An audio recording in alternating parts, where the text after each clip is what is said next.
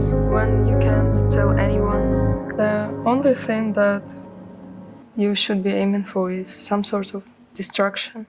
This thing for me was creative writing. That's the place where I get inspiration from. It's quiet, it's peaceful, and nobody listens around. I started to write at the age of 5, and the first real story of mine was the short, like a fairy tale about a mouse and his friends and the adventures they went through together. I was quite a lonely child with no friends, and even if in my own family I felt quite isolated. When we work in mental health, a lot of people come to us with a presenting mental health difficulty. It might be low mood, it might be anxiety. And often when we look at the system around them, so this would be thinking about the connections you have with other humans, as well as anything else within your value base. And often we find that that connection might be lacking a little bit when mental health changes. So perhaps seeking connection, whether it's through a friend, a family member, or a character, is really important. I always loved escaping mundane life.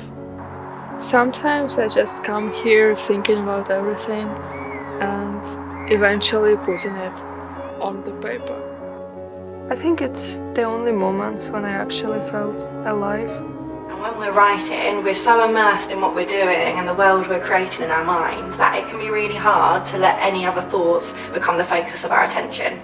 And also we can bring in things that we really love into our stories, which provides that really positive feeling where we're thinking about things that are associated with our value base.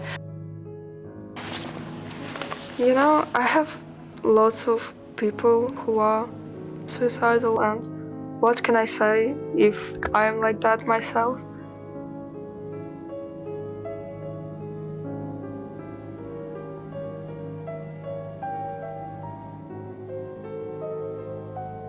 There's been so many recent changes around things like COVID-19, social media, that perhaps older generations didn't have to face. And I think there's also a more open narrative now about mental health. So I think young people are becoming braver in talking about their mental health. So we're probably seeing a bit of an uprise around people deciding that they want to start to find new ways to cope if they're experiencing anxiety or low mood or any other presenting difficulties. And I think that's amazing.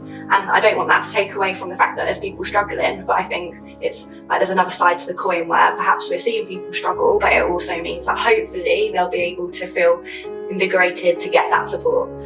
Now when I look at myself, when I look at myself back then, I just wonder what keeps me there.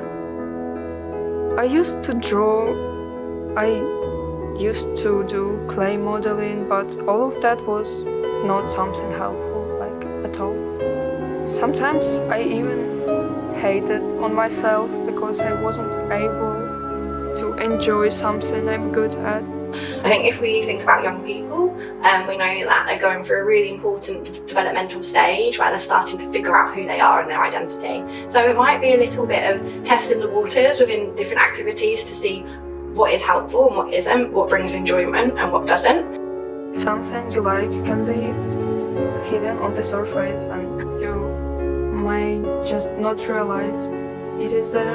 Everyone has their own form of distraction, as I read. If you don't feel like doing anything at all, just leave it for a second and go for a walk in the park or watch a movie that you like, because it is really important to have this balance between work and rest.